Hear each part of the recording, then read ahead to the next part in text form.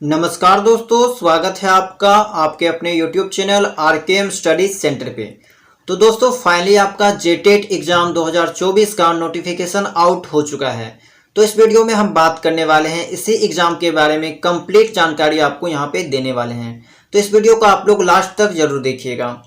यहाँ पे जो नोटिफिकेशन दिया गया है वो आपका न्यूज़पेपर के माध्यम से पब्लिश किया गया है एंड जल्द ही आपको इसके ऑफिशियल वेबसाइट में इसका नोटिफिकेशन देखने को मिलेगा। ठीक है, तो यहाँ पे जो कुल नोटिफिकेशन है उसको 10 पॉइंट में समेटा गया है। तो 10 पॉइंट के बारे में यहाँ पे हम लोग वन बाय वन जो है वो डिटेल से अच्छे से बात करेंगे। ठीक है, तो देखिए यहाँ पे जो नोटिफिकेशन है वो है आपका शिक्षक पात्रता परीक्षा 2024 के आयोजन के संबंध में आवश्यक सूचना। विज्ञप्ति संख्या जो है यहाँ पे वो 30/2024 है। तो देखिए एतत् द्वारा सर्वसाधारण को सूचित किया जाता है कि झारखंड शिक्षक पात्रता परीक्षा नियमावली 2019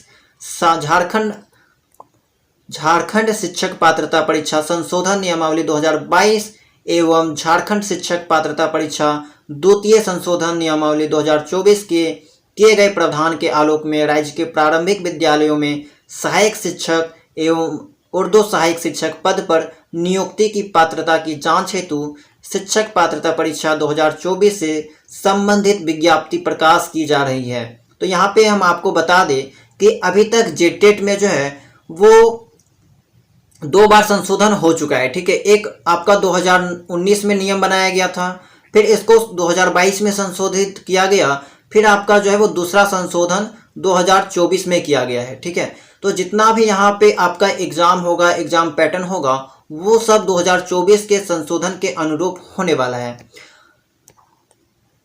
उसके बाद यहाँ पे बोला गया है इस परीक्षा में सम्मिलित होने से संबंधित योग्यता, अर्हता, पाठ्यक्रम, भाषा, पात्रता मानदंड आदि परिषद के वेबसाइट www.jec.jharkhand.gov.in पर उपलब्ध है, जिसका गहनतापूर्वक अवलोकन किया जा सकता है। योग्य एवं अर्हताधारी अभ्यर्थियों को इस परीक्षा में सम्मिलित होने हेतु ऑनलाइन परीक्षा आवेदन प्रपत्र दिनांक 23 जुलाई से लेकर 22 अगस्त तक आमंत्रित किए जाते हैं। तो यहाँ पे अब आपको समझ में आ गया होगा कि 3 बार संशोधन हुआ एंड जो एग्ज़ाम वगैरह होने वाला है वो 2024 के अकॉर्डिंग होने वाला है। 2024 में जो संशोधन किया गया था। ठीक है, फॉर्म फिलअप का डेट पता चल गया आपको, 23 जुलाई से लेकर 28 जुलाई तक आपका फॉर्म फिलअप किया जाएगा।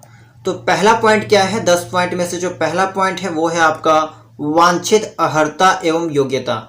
पहला है यहाँ पे भारत का नागरिक होना चाहिए। दूसरा है आपका आपराधिक मामले में सक्षम न्यायालय द्वारा दोषी सिद्ध नहीं हो। तीसरा है आपका शैक्षणिक एवं प्रशिक्षणिक योग्यताएं।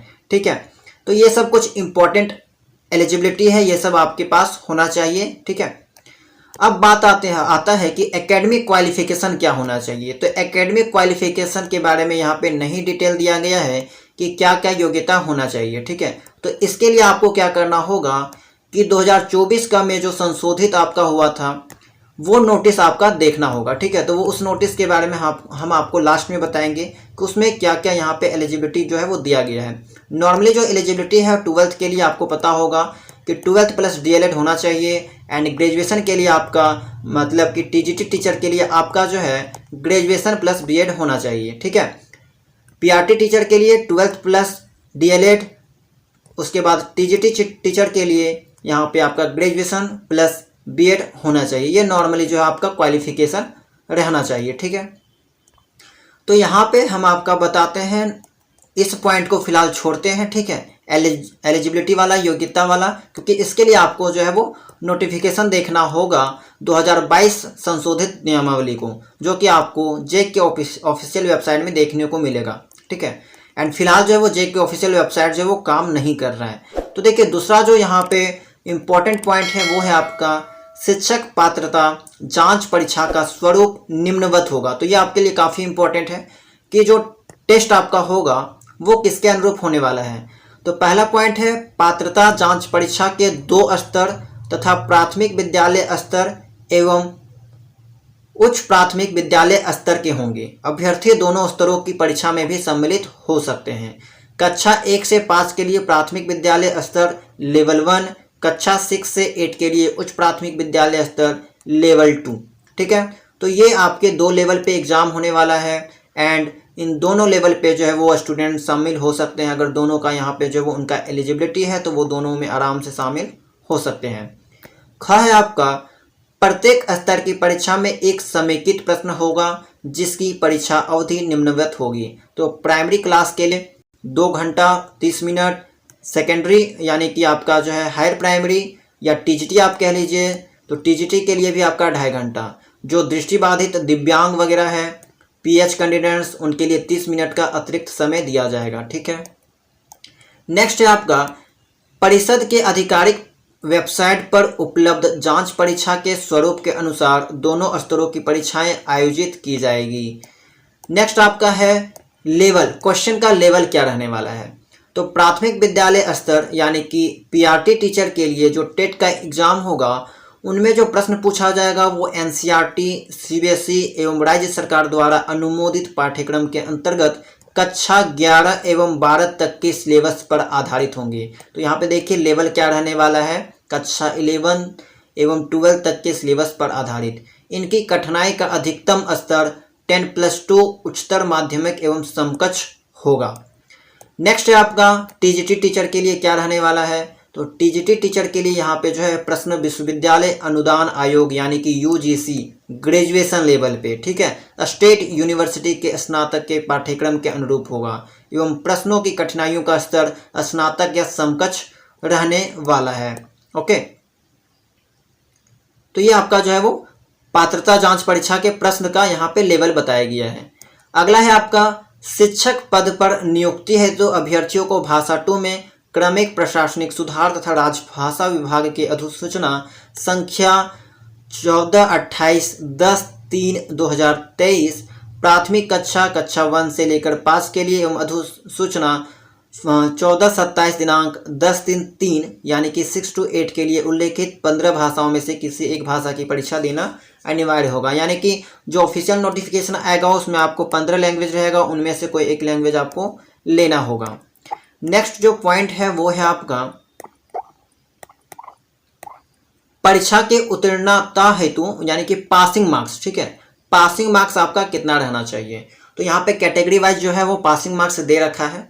तो जनरल के लिए जो है आपका प्रत्येक खंड, ठीक है, प्रत्येक खंड जैसे कि टीजीटी में आपका 4 खंड रहने वाला है एंड पीआरटी में आपका 5 खंड रहने वाला है। तो प्रत्येक खंड में आपका 40% मार्क्स रहना चाहिए, टोटल आपका 60% मार्क्स। सेम आपका है अनुसूचित जाति के लिए प्रत्येक खंड में 30 मार्क्स, टोटल 50। अनुसूचित जनजाति के लिए 30 एंड 50। आदिम जनजाति जो ट्राइबल कास्ट ट्राइबल में आते हैं वे लोगों के लिए 30-50। ओबीसी 35-55। BC2 जो है यहाँ पे आपका 35-55 होना चाहिए। फिर आर्थिक रूप से कमजोर EWS के लिए भी 35-55, दिव्यांग के लिए 30-50। तो ये सब जो है वो पासिंग परसेंटेज है। पासिंग परसेंटेज टोटल भी देखने को मिलेगा एंड आपका सेक्शन वाइज प्रत्येक सेक्शन में भी जो है वो आपको उतना लाना है। ठीक है, यहाँ पे ये चीज़ आपको केवल जेटेट में देखने को मिल रहा है, सीटेट में ऐसा नहीं है। ठीक है, तो ये चीज़ आप ध्यान रखिएगा, केवल टोटल आप इतना ले आते हो एंड अगर आप कैटेगरी वाइज या फिर सेक्शन वाइज अगर इतना नहीं लाते हो तो फिर आप जो है वो यहाँ पे एलिजिबल नहीं होगे। नेक्स्ट पॉइंट है आपका कि परीक्षा के सभी विषयों के प्रश्न जो है वो ऑब्जेक्टिव एवं बहुविकल्पीय प्रकृति के होंगे। ऑब्जेक्टिव MCQ क्वेश्चन पूछा जाएगा जिसका उत्तर OMR सीट में निर्धारित स्थान पर चिन्हित करना होगा। OMR सीट पे जो है वो यहाँ पे आपको देना होगा, यानी कि एग्जाम आपका ऑफलाइन होगा। कोई भी नेगेटिव मार्किंग नहीं होने वाली है, अंकों की ऋणात्मक गणना नहीं की जाएगी।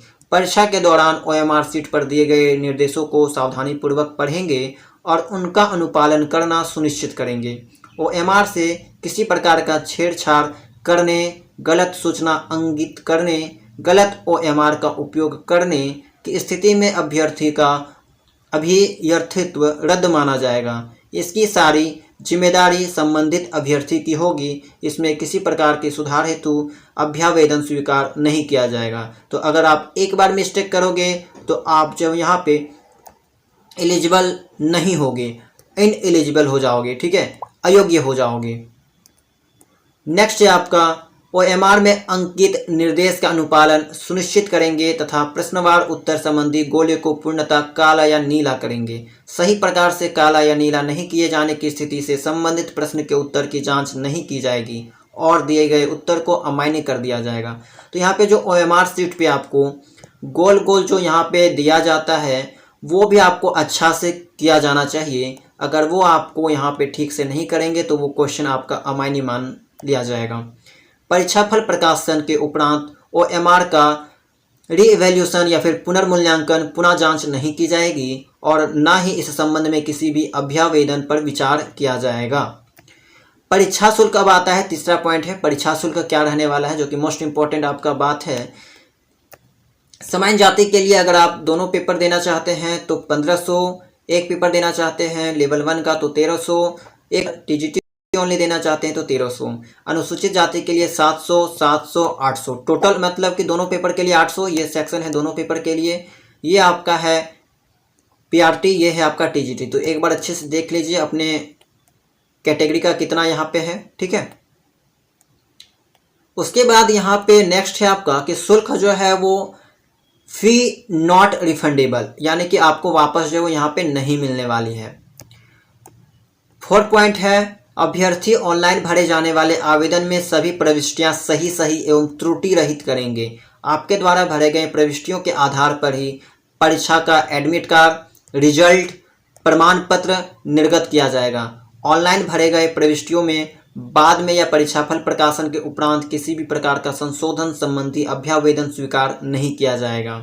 अतः आवेदक सभी प्रविष्टियां ध्यानपूर्वक भरेंगे। ऑनलाइन भरे गए आवेदन प्रपत्र ही स्वीकार किए जाएंगे, किसी अन्य माध्यम से भेजे गए आवेदन प्रपत्र स्वीकार नहीं किया जाएंगे, ठीक है। तो यहाँ पे क्लियरली लिख दिया गया है कि अगर आपने फॉर्म फिलअप में कोई भी मिस्टेक करेंगे तो वो पुनः जो है वो सुधार नहीं किया जाएगा। तो ये चीज़ आप ध्यान में रखिएगा कि फॉर्म फिलअप करते वक्त कोई भी त्रुटि ना हो, क्योंकि अगर आप त्रुटि करेंगे तो फिर आपका रिजल्ट वैसा ही आएगा, आपका एडमिट कार्ड भी वैसा ही दिया जाएगा। 5वां पॉइंट है प्रवेश पत्र, यानी कि एडमिट कार्ड वेबसाइट से डाउनलोड करने की तिथि एवं परीक्षा की तिथि बाद में प्रकाशित की जाएगी। डाक या किसी अन्य माध्यम से किसी भी अभ्यर्थी का प्रवेश पत्र नहीं भेजा जाएगा, यानी कि ऑनलाइन आपका एडमिट कार्ड जो है वो डाउनलोड किया जाएगा, जिसे आप चेक की ऑफिशियल वेबसाइट से डाउनलोड कर सकते हैं।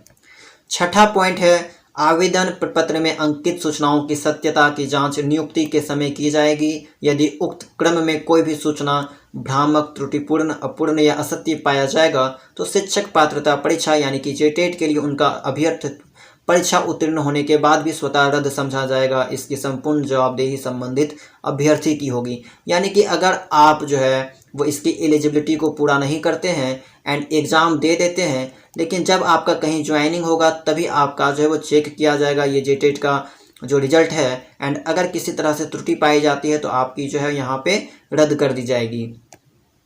7 पॉइंट है कदाचार के आरोपित अभ्यर्थियों को अगले 2 परीक्षा तक पात्रता परीक्षा में सम्मिलित होने से वंचित कर दिया जाएगा। अगर आप एग्जाम सेंटर में कोई भी इनडिसिप्लिन वाला हरकत करते हो तो आपको अगले 2 JTET एग्जाम तक जो यहाँ पे बाधित कर दिया जाएगा, वंचित कर दिया जाएगा। 8वां पॉइंट है सफल उम्मीदवारों के प्रमाण पत्र की वैधता उनके शैक्षणिक, प्रशैक्षणिक उपाधियों एवं अन्य वांछित प्रमाण पत्रों की प्रामाणिकता एवं सत्यता के फलाफल पर निर्भर एवं प्रभावित करेगा, ठीक है। 9th है आपका शिक्षक पात्रता परीक्षा में उत्तीर्णता के आधार पर शिक्षक अनुदेशक पद पर नियुक्ति का दावा अधिकार नहीं होगा, क्योंकि यह मात्र एक अर्हता जांच है, मतलब कि एक क्वालिफाइंग पेपर है। इसके तहत आप नहीं बता सकते हो कि आपकी जो है वो आप मतलब कि जो एग्ज़ाम दिए हैं उसके लायक हैं या फिर नहीं, उसके एलिजिबिलिटी पूरा करते हैं या फिर नहीं, ठीक है। आखिरी पॉइंट है आपका कृपया परिषद के वेबसाइट पर उपलब्ध सभी संबंधित नियमावलियों, सूचनाओं, निर्देश, परिपत्र, आदेश आदि को सावधानीपूर्वक अध्ययन कर लेंगे। विज्ञापन तैयार करने में ये आपका नोट दिया गया है कि अगर कुछ टाइपिंग मिस्टेक होता है तो ये चीज़, ठीक है। तो यहाँ पे टोटल जो है वो 10 पॉइंट था। 10 पॉइंट के बारे में मैंने आपको बता दिया। तो कुछ इंपॉर्टेंट जो बातें थी वो मैंने आपको बता दिया कि फॉर्म जो है वो आपका ऑनलाइन कब से होगा, इसके बारे में मैंने आपको जानकारी दे दी कि आपका 23/7 से लेकर 22/8 तक होने वाला है।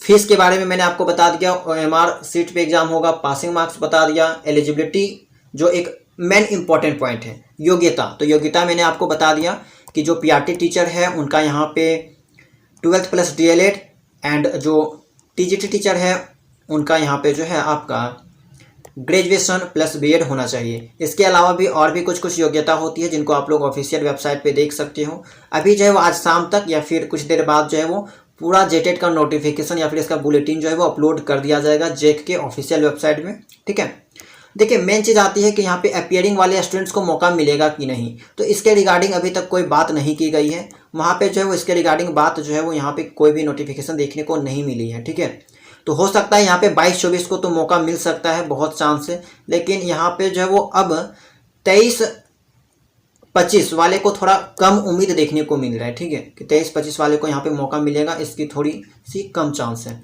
तो हालांकि इसका ऑफिशियल नोटिफिकेशन आने दीजिए, मैं आपको फिर से जो एक बार अपडेट कर दूंगा। सिलेबस के बारे में बात करें तो सिलेबस के बारे में मैंने आपको पिछले वीडियो में बताया था, जो वीडियो आपको 3 से 4 दिन पहले मिला था, तो वही सिलेबस है, कोई दिक्कत नहीं है। हालांकि आप जो है वो ऑफिशियल नोटिफिकेशन में इसको फिर से देख सकते हो। हालांकि इसमें ये चीज़ इंक्लूड नहीं था, इसलिए मैंने अभी फिलहाल जो है वो नहीं बताया। बाकी एक बार ऑफिशियल नोटिफिकेशन आने दीजिए, मैं आपको जो है वो क्लियरली एक अलग से सिलेबस का वीडियो बना के डिटेल से बता दूंगा। ठीक है, तो दोस्तों आई होप कि ये जानकारी आपके लिए काफ़ी हेल्पफुल रही होगी। तो वीडियो को लाइक कर दीजिएगा, क्योंकि आगे भी अगर बीएड से रिलेटेड कोई अपडेट आता है तो हम आपको इस चैनल के माध्यम से इन्फॉर्म करते रहेंगे। तो चलिए मिलते हैं हम लोग नेक्स्ट वीडियो में। और एक बात कि हम आपको जो है इसका नोटिफिकेशंस जो है वो मैंने टेलीग्राम चैनल में अपलोड कर दिया है। साथ में 2024 में जो संशोधन हुआ था उनका भी पीडीएफ मैंने जो है वो कुछ देर पहले टेलीग्राम चैनल में अपलोड कर दिया है। तो अगर आपको देखना है तो आप लोग जो टेलीग्राम चैनल को जरूर ज्वाइन कर लीजिएगा।